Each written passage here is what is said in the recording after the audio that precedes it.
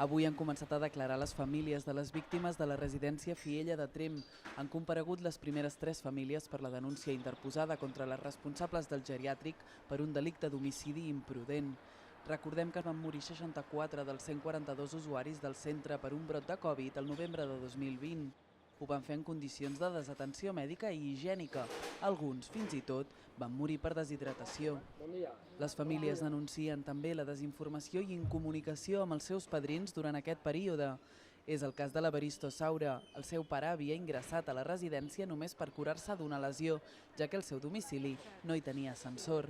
Vaig entrar allí sol, no em va acompanyar ningú, vaig trobar el que em vaig trobar, allò, totes les fosques, gent per aquí, gent per allà, i el meu pare lligat al llit, tapat amb mantes, per la bestiesa que vaig veure, que això ha passat quasi 4 anys, però continua.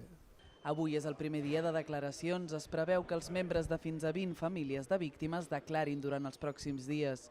El cas, encara en fase d'instrucció, se suma al del judici contra la mateixa residència per tracte vexatori i per delicte contra la seguretat dels treballadors.